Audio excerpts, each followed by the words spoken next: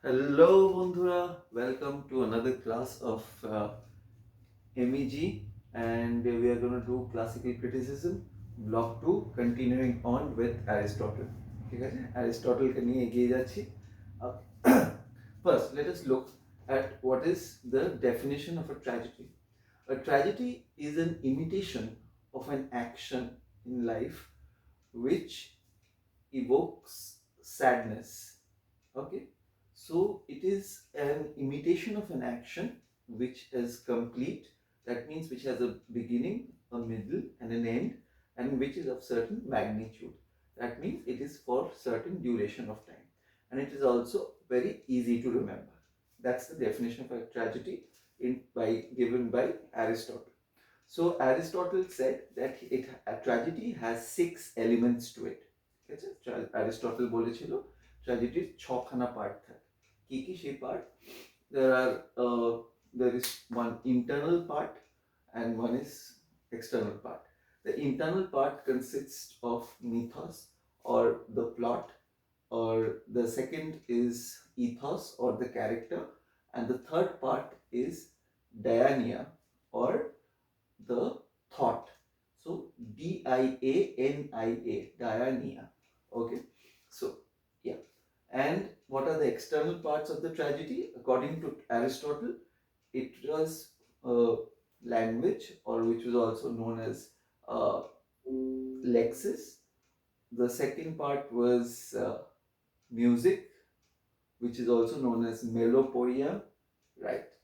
And the third part, that is the spectacle or opsis. Yes, that's opsis, opsis. So these are the 6 parts of a tragedy according to Aristotle. Now, what we will look into the plot, or which is also known as the myth or the mythos. We will look into the plot, which is basically the story. Okay, so it is like its structure is like the structure of a living being. It has a beginning, a middle, and an end. It has a certain magnitude. Okay, and it is supposed to be connected by unity of action. So we shall see what are the basic main parts of this mythos or the plot. Okay, what are the main parts of the main characteristics of this plot? The first thing is completeness. It must have a beginning, a middle, and an end. That's how it makes it complete.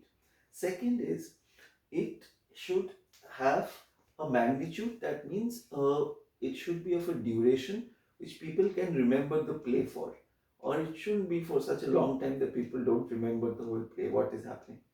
Okay, and then it should have a definite structure. That means there should not be any scenes in the play which is unnecessary.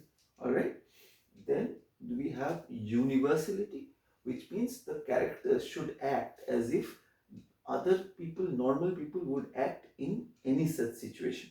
All right, then the last one is unity of time. That is unity of time, place, and action. Unity of time should be maintained, place also, and action should also be maintained during the whole play. Okay, great. So we see that the plot is basically the sketch, outer structure, while character fills the coloring, like he fills up the structure. Okay, that's the difference between a plot and a character. Now, we will see that plots can be of two types. One is simple plot and one is complex plot. In a complex plot, what happens is there are a few characteristics like astonishment, anagnorisis, and peripecia. Astonishment, anagnorisis, and peripecia. These things are occur in complex plots, while they are not there in simple plots. Now we will see what are each of these three things. Okay, so basically astonishment is something where a condition of pathos, or pathos is something which evokes bodily harm or destruction. Okay, so we see the definition of pathos: the quality that evokes a feeling of sadness or such emotion which involves suffering. Okay, which is involves suffering, that is known as pathos. And anagnorisis, anagnorisis denotes a change of ignorance to knowledge, like self-realization, that is anagnosis, like self-realization. When the hero is realizing that he is at fault, or আমি কিছু একটা ভুল করেছি এটা আমি realise করছি, that is anagnosis. Okay. Okay.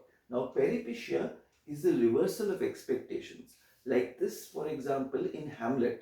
Okay, reversal of expectations, that many times hero of a tragic story tries to act to correct the situation, but the situation goes worse. So peripecia is known as that reversal of situation. Okay. Now one more point, that one more fact which I'm sorry, a term that we need to know is that catharsis. What is catharsis?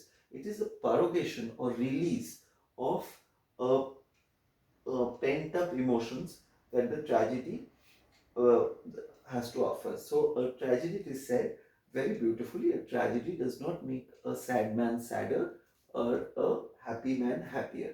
Okay, so it is basically purification or cleaning of unhealthy emotions. It is like when you go to see a movie, suppose a sad movie like a war movie, and a lot of people are dying, but when you come out of it, you feel that it's a good movie, you saw a good movie. What the tragedy in the movie didn't affect you. It's something like that. Catharsis is sublimation of your identification with the character of the story or the play or the movie. Okay, so this much for this episode. We'll continue further with this. Okay, God bless you.